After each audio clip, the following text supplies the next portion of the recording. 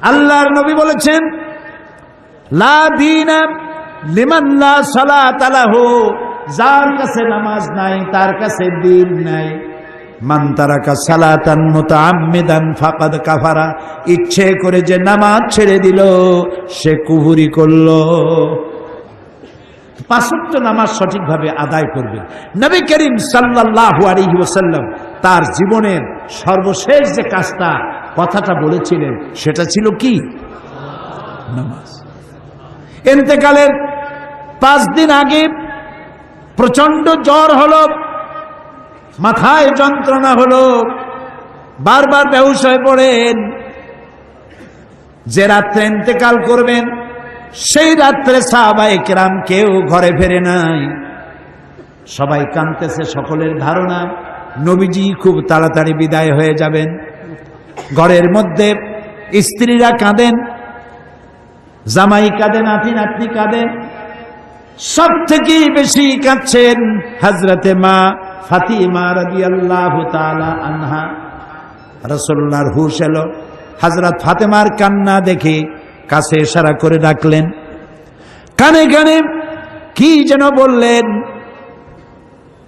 হযরত ফাতেমার কান্না বন্ধ হয়ে গেল। হযরত আয়েশা ফাতেমাকে ডেকে বলেন, মা তোমার আব্বা জান কি তোমারে বলল, কান্না বন্ধ হলো তোমার? হযরত ফাতেমা বলেন, মা আমার আব্বা জান আমাকে কানে কানে বললেন, মা কাঁদিস না, তোর কান্না আমার বরদাস্ত হয় না। আমি তোমাকে সুসংবাদ শোনাই, আমি মরে যাওয়ার পর সবার আগে তোমার সাথে আমার দেখা হয়ে যাবে। হযরত ফাতেমা বুঝতে পেরেছেন এর অর্থ হলো রাসূলের ইন্তেকালের পরে আত্মীয় স্বজনের ভিতরে সর্বপ্রথম ফাতেমার ইন্তেকাল হবে। হয়েছিল তাই। রাসূলুল্লাহ বেহুশ হয়ে পড়লেন, আবার হুশ হলো, আবার বেহুশ হলেন। ফজরের পরে হযরতে জিবরাইল এসে বলছেন, আসসালামু আলাইকা ইয়া রাসূলুল্লাহ, হে আল্লাহর রাসূল, আল্লাহ আপনাকে সালাম বলেছেন আর তিনি জানতে চেয়েছেন আপনি কেমন আছেন। তিনি জানেন আপনি কেমন আছেন, তারপরেও তিনি জানতে চেয়েছেন আপনার মুখে আপনি কেমন আছেন। নবীজি বললেন, আমি বড়ই কষ্টের ভিতরে আছি, অসুস্থ আছি। হযরতে জিবরাইল বলছেন, ইয়া রাসূলুল্লাহ, একজন নতুন ফেরেশতা এসেছে আজ আমার সাথে, যে ফেরেশতা কোন মানুষের কাছে আসার জন্য অনুমতি কোনোদিন চায় নাই আর কোনোদিন চাবেও না, শুধু আপনার অনুমতি চায় আপনার কাছে আসার জন্য। সে ফেরেশতার নাম মালাকুল মউত। হযরতে মালাকুল মউত রাসূলের অনুমতি নিয়ে রাসূলের জাসাদ মুবারকের কাছে এসে সালাম পেশ করলেন। বললেন, ইয়া রাসূলুল্লাহ, আদম আলাইহিস সালাম থেকে নিয়ে শুরু করে এই পর্যন্ত আমি যত মানুষের জান কবজ করেছি আর কিয়ামত পর্যন্ত যত মানুষের জান কবজ করব, কারো কাছে অনুমতি চাই নাই, অনুমতি চাওয়াও আমার লাগবে না। কিন্তু আজকে আসার সময় আল্লাহ রাব্বুল আলামিন আমাকে বলেছেন আমি যেন আপনার অনুমতি চাই। রাসূলুল্লাহ বললেন, মালাকুল মউত, আমি যদি তোমাকে অনুমতি না দেই? হযরতে মালাকুল মউত বলেন, ইয়া রাসূলুল্লাহ, আল্লাহ তাআলা বলেছেন অনুমতি যদি না পাও ফিরে এসো। আল্লাহু আকবার, আল্লাহু আকবার। হযরতে জিবরাইল বলেন, ইয়া রাসূলুল্লাহ, আল্লাহ রাব্বুল আলামিন আপনার সঙ্গে দিদারের ইন্তজার করতেছেন। নবী বললেন, মালাকুল মউত, তুমি তোমার কাজ শুরু করতে পারো। মালাকুল মউত যখন জান কবজ করতে যাবে, রাসূলুল্লাহ বললেন, আয়েশা একটু কাছে আসো। ওই যে সোনা ছিল কয়েক টুকরা, সোনাগুলোর খবর কি? 6 টুকরা, ছোট্ট ছোট্ট 6টা টুকরা সোনা ছিল, সোনাগুলো কই? হযরত আয়েশা বলেন, আমি তার যত্ন করে রেখেছি। নবীজি বলছেন, এক্ষুনি স্বর্ণ টুকরাগুলি সদকা করে দাও। আমি মুহাম্মদ সাল্লাল্লাহু আলাইহি সাল্লাম আল্লাহর দরবারে এই অবস্থায় উপনীত হতে চাই না যে মুহাম্মদের ঘরের ভিতরে সোনা আছে। হযরত ওমর রাদিয়াল্লাহু তাআলা আনহু রাসূলের সঙ্গে দেখা করতে গেছিলেন একদিন, ঘরে মা আয়েশা ছিলেন না। হযরত ওমর সালাম দিয়ে ঘরের মধ্যে ঢুকে দাঁড়ায় দাঁড়ায় কাঁদতেছেন, বাচ্চা শিশুর মতো ডুকরে ডুকরে কাঁদছে। রাসূলুল্লাহ জিজ্ঞেস করছেন, ওমর কাঁদো কেন? হযরত ওমর বলছেন, আমি বিশ্বনবীর ঘর দেখতেছি, ছোট্ট একটা ঘর, এক কোনায় একটা সরাহি পানি রাখার পাত্র কাইতে হয়ে পড়ে আছে, একটা গ্লাস কাইতে হয়ে পড়ে আছে, আর এক কোনায় 1 কেজি কি আধা কেজি জল পড়ে আছে, আর রাসূল শুয়ে আছেন দড়ি দিয়া বুনানো একটা খাটিয়ার উপরে, চাদর নাই, বালিশ নাই, হাত মোবারক মাথার তলে দিয়ে শুয়ে আছে, পিঠ মোবারকে দড়ির দাগ কেটে আছে। হযরত ওমর বলছেন, ইয়া রাসূলুল্লাহ, আমি তো বরদাস্ত করতে পারছি না, বিশ্বনবী তার পিঠে দড়ির দাগ, পানির পাত্র কাইট হয়ে পড়ে আছে, খাট নাই, বালিশ নাই, আপনি আমাকে অনুমতি দেন, আমি আপনার জন্য একটা তোষক বানাই নিয়ে আসি। রাসূলুল্লাহ বললেন, ওমর, আমি তো দুনিয়ায় শান্তি করতে আসি নাই, আমি যদি ওহদ পাহাড়কে বলি ওহদ আমার জন্য সোনায় পরিণত হয়ে যা, ওহদ পাহাড়টাই সোনা হয়ে যাবে, শান্তি করতে আসি নাই। নবীজি বললেন, আয়েশারে সোনাগুলি বিতরণ করে দাও, সাদকা করে দাও। মালাকুল মউতকে বললেন, তুমি তোমার কাম সারো। জান কবর শুরু হয়ে গেল। নবীজি জীবনের শেষ কথা মুখ থেকে উচ্চারিত হলো, আসসালাত আসসালাত ওয়া মা মালাকাত আইমানুকুম, ও আমার উম্মতেরা, নামাজ নামাজ। ইন্তেকালের সময় মেয়ের কথা বললেন না, নাতির কথা বললেন না, জামাইয়ের কথা বললেন না, উম্মতকে স্মরণ করালেন, ও আমার উম্মতেরা, নামাজ ছেড়ে দিও না, আর তোমার অধীনস্থ ব্যক্তিদেরকে জ্বালা যন্ত্রণা দিও না, চাকর বাকরের জ্বালা যন্ত্রণা দিও না, গরিব মানুষের দিকে লক্ষ্য রেখো। আর আমি চিরজনমের মতো তোমাদের থেকে বিদায় নিয়ে গেলাম, নামাজ ছেড়ে দিও না। কিয়ামতের দিন ওই রাসূল যদি আমাদেরকে উম্মত বলে পরিচয় না দেন, জান্নাতে যাওয়ার উপায় নাই। ও আমার বগুড়ার যুবকেরা, বগুড়ার ভাইরা, জীবনে বহুত নামাজ চলে গেছে, কোরআন শরীফের মাহফিলে আজকে ওয়াদা করতে পারি নামাজ আর ছাড়বো না? পারি পারি কোন তাকবীর আর স্লোগানের দরকার নাই, দুটা হাত উঁচা করো, বলো, ইয়া আল্লাহ, তোমার নামে কসম করি, তোমার নামে শপথ করি, যতদিন পর্যন্ত মালাকুল মউত আমার মাথার কাছে না আসতেছে, ততদিন পর্যন্ত ফরজ নামাজ, ফরজ রোজা আর ছাড়বো না, আর ছাড়বো না, আর ছাড়বো না। ইয়া আল্লাহ, আমার মৃত্যু পর্যন্ত আজকের এই ওয়াদা পূরণ করা তৌফিক আমাকে দান করো। আমিন আমিন আমিন ইয়া রাব্বাল আলামিন।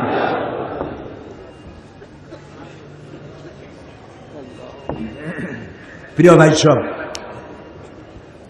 আমরা এখন মুনাজাতের দিকে আগাচ্ছি, মুনাজাতের দিকে আগাচ্ছি। এত বড় মাহফিল জীবনে আরেকটা পাবো কোনো নিশ্চয়তা নাই। আছে কি কোনো নিশ্চয়তা? তাহলে দাঁড়ানো ভাইরা বসেন, আমি কিন্তু একবারও বলি নাই বসেন বসেন। এই মাহফিলের এই মাইকের আওয়াজ যদ্দূর শোনা যায়, রাস্তায় আছেন, ছাদের উপরে আছেন, যেখানে আছেন সেখানে বসেন, যেখানে আছেন ওখানে বসেন, যে দাঁড়ায় তারেও বসায় দেন। প্রিয় ভাই সব, আমি বলেছিলাম কথা বলবেন না কেউ। এত বড় মাহফিলের মুনাজাত পাওয়া কিসমতের ব্যাপার, কারো কপালে না থাকলে আমি তো দিতে পারবো না। এটা কিসের ব্যাপার? কপালের ব্যাপার। প্রিয় ভাই সব, সমাজ সেবার কথা বলেছিলাম, সেই সমাজ সেবা করার জন্যই যাকাত কালেকশন করবেন। জাকাত দিবেন, মানুষের উপকার করবেন। দারুস সুফা ট্রাস্ট শুধু মাহফিলই করে না, জনকল্যাণমূলক কাজ করে। আপনার জাকাতের একটি অংশ তাদেরকে দিলে আপনার জাকাতের পারপাস সার্ভ হবে, তারা অনেক ভালো ভালো কাজ করতে পারবে। আর আজকে আমরা মোনাজাত করব, দোয়া করব। এই যে বিগত 36টি ঘন্টা শ্বাসরুদ্ধকর পরিবেশ বাংলাদেশের উপর থেকে চলে গেছে। গতকাল আমি বলেছি, আমাদের সেনাবাহিনী আমাদের গৌরব, আমাদের অহংকার। আমাদের বিডিআর সীমান্ত পাহারা দেয়, রক্ত দিয়ে, জীবন দিয়ে সীমান্ত পাহারা দেয় রাত এবং দিন। আমাদের র্যাব সন্ত্রাস মুক্ত বাংলাদেশ গড়ার পেছনে তাদের অবদান অনেক। আমাদের পুলিশ মাত্র 1,500, 2,000, 2,500 টাকা বেতন পায়। ওর বন্দুকটা নিয়ে ও যে ডাকাতি করে না, এই তো জাতির কপাল। ওর প্রয়োজন তো আমরা মিটাইতে পারি না।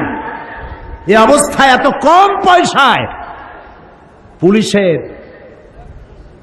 ছুটি নাই, শুক্রবার নাই, বৃহস্পতিবার নাই, ঈদ নাই, শীত নাই, রাত নাই, দিন নেই, সারাক্ষণ ডিউটি করতে হয়। আমাদের অ্যাসেট এই গরিব দেশটারে এই সমস্ত আইন শৃঙ্খলায় নিয়োজিত বাহিনী, প্রতিরক্ষা বাহিনী, এরা আমাদের গৌরবে। যে ঘটনা ঘটল জাতির জন্য এটি একটি কলঙ্ক। অনেক অফিসার শেষ হয়ে গেল। আইজিপি, তার মেয়ের বিয়ে হয়েছে 2 মাস না 3 মাস আগে। আর্মি অফিসার, তার মেয়েটা বিধবা হয়ে গেল। কত জেনারেল, কত কর্নেলের বউ বিধবা হয়ে গেল, বাচ্চাগুলি এতিম হয়ে গেল। আহারে, যারাই কাজ করেছে আল্লাহ তাদের হেদায়েত করুন। আর যারা মারা গেছেন আল্লাহ তুমি তাদেরকে শহীদি দরজা দিয়ে দিও।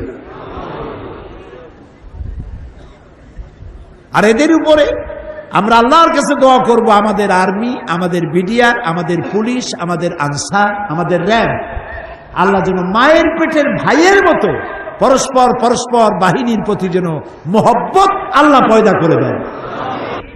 জাতীয় শোক দিবস প্রত্যেক মসজিদে মসজিদে আপনারা দোয়া করবেন, প্রত্যেক মসজিদে দোয়া করবেন, জাতীয় পতাকা অর্ধনমিত করে রাখবেন। এটা জাতির জন্য বিরাট শোক। বিশ্বের দরবারে আমাদের মর্যাদা এমনি কম, আরো খানিকটা খাটো হয়ে গেল। আমরা আল্লাহর কাছে দোয়া করবো, আল্লাহ সমস্ত শকুনের কুদৃষ্টি থেকে 56,000 বর্গ মাইলের এই দেশটা তুমি দয়া করে বাঁচায় রাখো। এখন সভাপতি মাত্র 1 মিনিট কথা বলবেন, বেশি সময় দেব না। 1 মিনিট সভাপতি, এই শহরের মাটি ও মানুষের নেতা, জননেতা, বীর মুক্তিযোদ্ধা জনাব শাহাবুদ্দিন সাহেব কথা বলবেন। আর একজন হিন্দু মুসলমান হওয়ার জন্য এসেছেন, তিনি মুসলমান হবেন। ভাই ও বোনেরা, আমি আগে কথা বলেছি, আর কথা নেই। আমরা আল্লাহ তাআলার শুকরিয়া আদায় করছি যে আমাদের সব প্রোগ্রামগুলো এই মুহূর্তে শেষ হয়ে যাচ্ছে। আমরা তৌফিক দান করেছে, আলহামদুলিল্লাহ। ওরা দেশ এবং আন্তর্জাতিক প্রচার করতে চলছে, তার জন্য আমরা সকলে দোয়া করব, হায়াতে আল্লাহ রাজ করুন, তিনি আমাদের সুস্থ থাকতে পারে। আল্লাহ তাআলা বেশি করে হায়াত দিয়ে বাংলাদেশের মানুষকে সেবা করতে পারে। তার কাছে আমাদের সকলের আবেদন যে আপনারা শুরু করলেন, এক ভাইরা হিসেবে করবেন। আমরা আগামী 3 দিনের মধ্যে তার কাছে আবেদন করব। আমরা তাকে আবেদন করি, উত্তরবঙ্গের রাজধানী উত্তরবঙ্গ হয়ে যায়, প্রবেশ পায়, এই পণ্য হবে রাজধানী। আমরা চাই আমরা এখানে কোনো হাবিবের গোড়া উত্তরবঙ্গে এটা ইফেক্টিভ হবে। আমাদের নিবেদন, আপনি এটা সুবিবেচনা আমাদের রাখবেন। এখন আপনাদের সবাইকে ধন্যবাদ দিচ্ছি, আপনারা সুস্থ ছিলেন। বোনদের যাওয়ার জন্য সুযোগ দিলেন, মুরব্বী মানুষদেরকে যাওয়ার জন্য সুযোগ দিলেন। ধীরে ধীরে আপনারা যাবেন, রাজবাড়ি রং ভরা যেতে পারবেন, অসুবিধা হবে না। এক দিলে এক একটা কষ্ট, এই কষ্টটুকু আপনারা শিখে করবেন। আল্লাহ আপনারা আমাদের সবাইকে ভালো লাগুক। আমাদের করুন, কমিটি যারা কাজ করেছেন আল্লাহ তাদের প্রতি রহমত করুন এবং তাদেরকে আরো যোগ্যতা লাগবে। আসসালামু আলাইকুম। প্রিয় ভাই সব, এক্ষুনি আমরা মোনাজাত করব। আমরা বগুড়ার ডিসি সাহেবের জন্য দোয়া করব, বগুড়ার এসপি সাহেব, ওসি সাহেব, প্রশাসনের যারাই এই মাহফিলের জন্য সুযোগ করে দিয়েছেন তাদের জন্য দোয়া করব। বিশেষ করে যে মাঠে বক্তব্য করলাম, এই মাঠ স্কুলের মাঠ, এখানকার প্রধান শিক্ষক এবং জননেতা হযরত মাওলানা আলিমগড় হোসেন সাহেব, উনিও এই স্কুলের শিক্ষক। তো যাদের মাঠে বক্তব্য রাখলাম, সুযোগ পেলাম, তাদের জন্য দোয়া করা দরকার, ঠিক না ভাই? আমরা সবার জন্য দোয়া করব। এখানে অসুস্থ কিছু শিক্ষক আছে, তাদের জন্য দোয়া করব। একটা প্রশ্ন এসেছে যার জবাব দিতে হয়। লিখেছে যে আপনার বিরুদ্ধে এক শ্রেণীর পত্রিকা ও টিভি চ্যানেল যুদ্ধ অপরাধীর অভিযোগ তুলেছে, সম্পর্কে আপনার বক্তব্য জানালে খুশি হতাম। এটা নতুন করে আর বলার তো কোনো দরকার নাই। আমি 1997 সনে পার্লামেন্টে আমি চ্যালেঞ্জ করেছি এবং সেই চ্যালেঞ্জ পার্লামেন্টে রেকর্ড হয়ে আছে। এবং এই ব্যাপারে একটা পত্রিকার বিরুদ্ধে আমার মামলা আছে, 10 কোটি টাকার মানহানি মামলা আছে। পত্রিকার নাম নিলাম না। সেই পত্রিকার বিরুদ্ধে এই মামলা এখনো বিচারাধীন। আপনারা মুখস্থ করেন, 1974 সনের আগ পর্যন্ত বাংলাদেশের অথবা পাকিস্তানের কোন রাজনৈতিক দলের সাথে আমার কোনো সম্পৃক্ততা ছিল না।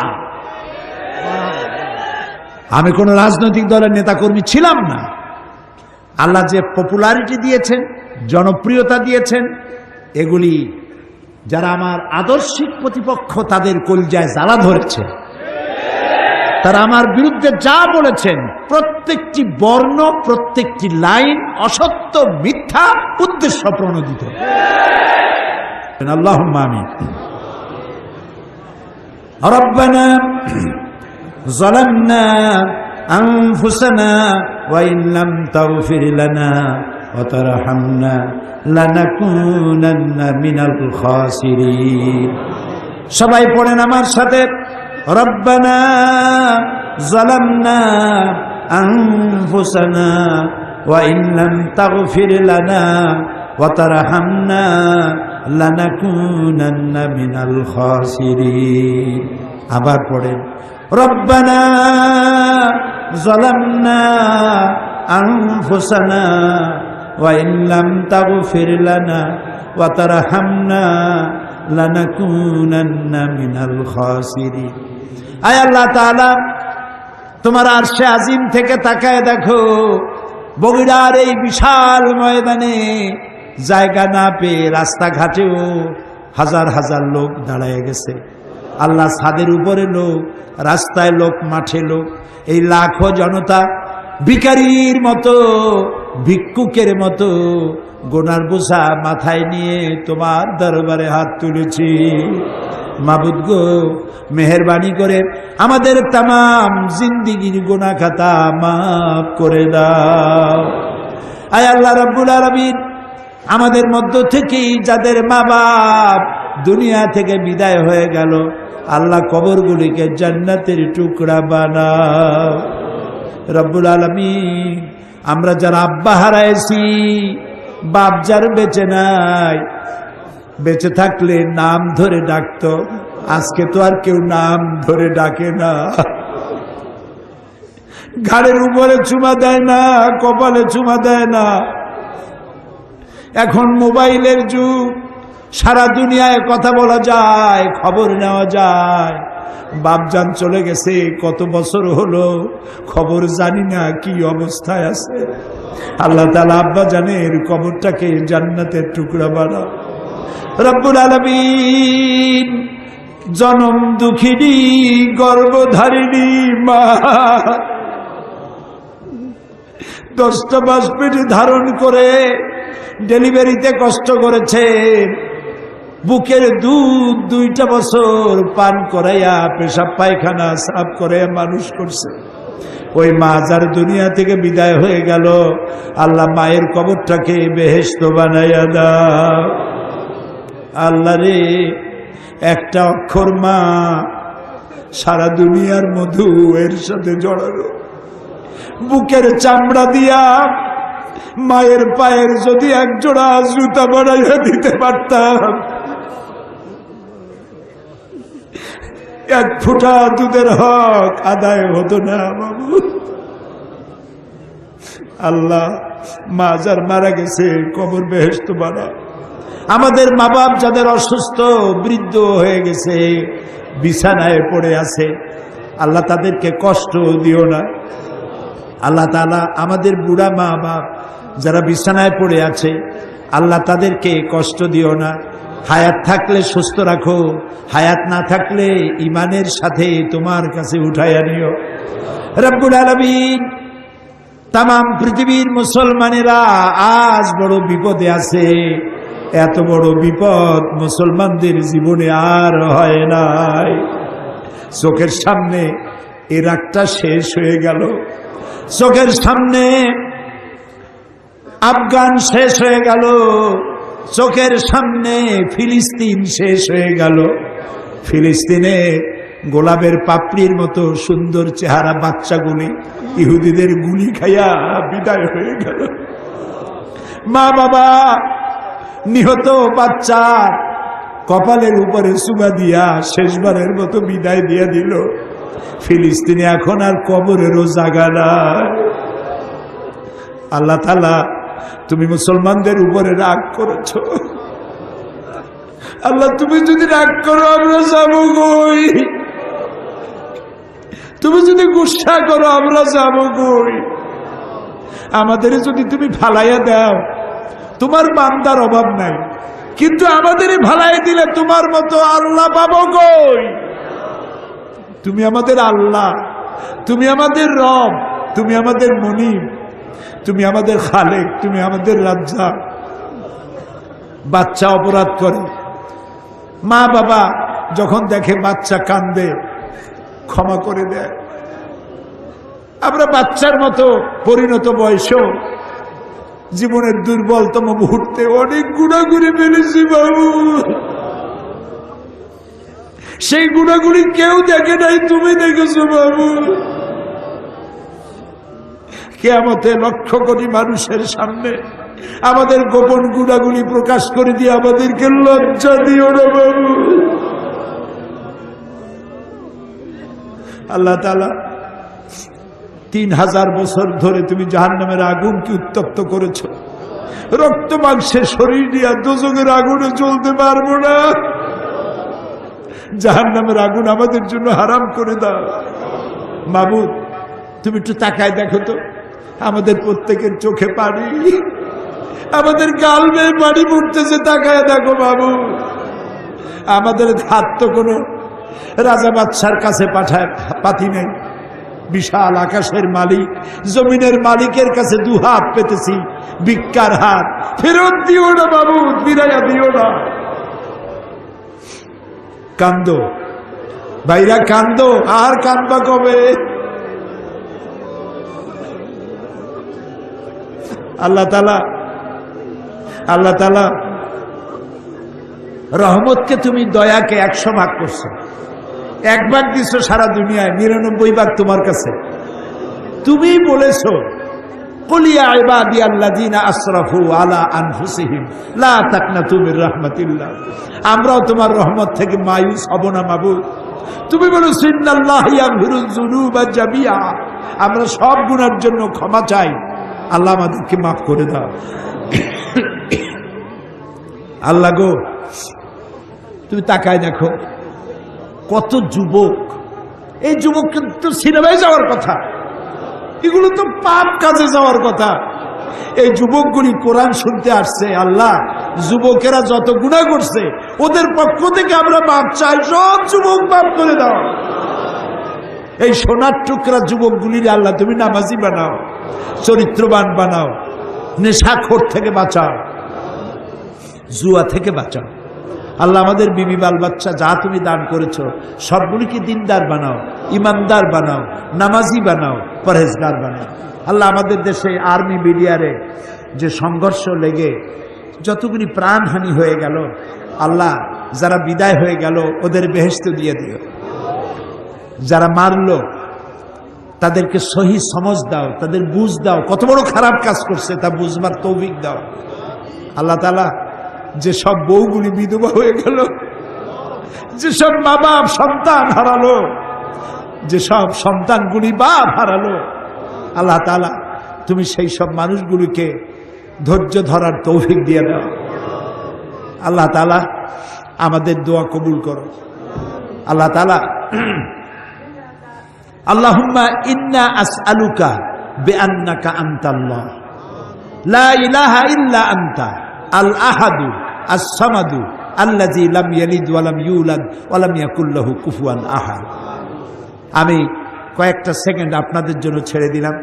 মাথা নিচু করে, চক্ষু বন্ধ করে, চোখের পানি দিয়ে যা চাওয়ার চান, দোয়া কবুল হবে, হবে, হবেই হবে ইনশাআল্লাহ। ওয়াকালা রাব্বুকুম উদউনি আস্তাজিব লাকুম। আমাদের রব বলেছেন, আমারে ডাকো, আমি ডাকে সাড়া দেব। আল্লাহর ওয়াদা, আপনি ডাকুন, আল্লাহ সাড়া দিবেন। যা চান বৈধভাবে আল্লাহর কাছে যা যা চাওয়ার চাইতে থাকুন।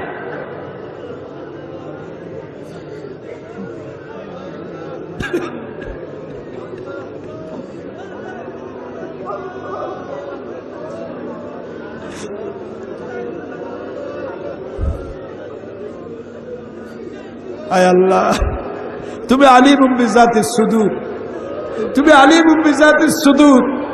তুমি নিশ্চয় শুনতে পাচ্ছ তোমার বান্দারা কি চাইতেছে বাবু। খালি হাতে কেউরে বিরাইও না বাবু। আমি এক গুনাহগার বান্দা আল্লাহ, আমি আপনাদের কাছে দোয়া চাই, আল্লাহ যেন দয়া করে কোরআনের খেদমতের তৌফিকটা দেন। কোরআনের খেদমতের জন্য যে ধরনের কণ্ঠস্বর আর স্বাস্থ্য দরকার, আল্লাহ যেন দয়া করে গোলামকে দান করেন। আর একটা দোয়া চাই বগুড়াবাসী, মাওলানা আব্দুর রহমান ফকির ইসলামী আন্দোলনের বীজ বপন করেছিলেন এই জমিনে। আল্লাহ তুমি দয়া করে ফকির সাহেবের কবরটাকে জান্নাতের টুকরা বানাও। আমার বড় মামা মাওলানা নুরুল ইসলাম সাহেব এই বগুড়ায় থাকতেন, দুনিয়া থেকে বিদায় হয়ে গেছে। আল্লাহ কবরটাকে জান্নাতের টুকরা বানায় দাও। প্রিয় ভাই সব, মানুষের হায়াত মওতের কোনো স্থিরতা নাই। আপনারা আমাকে ভালোবাসেন, এর জন্য আমি কৃতজ্ঞ। আমি আপনাদের কাছে দোয়া চাই, যেদিন আপনাদের কানে যেদিন খবর আসবে সাইদি নাই, একদিন ইতিহাস থেকে আমিও হারায় যাব। কিয়ামতের দিন আল্লাহ যেন আমাকে মাফ করে দেন। আমি কিচ্ছু চাই না আল্লাহর কাছে। আল্লাহ যদি বলেন কিয়ামতে তোরে মাফ করে দিলাম, এর থেকে বড় পাওনা আমার নাই। হায় আল্লাহ,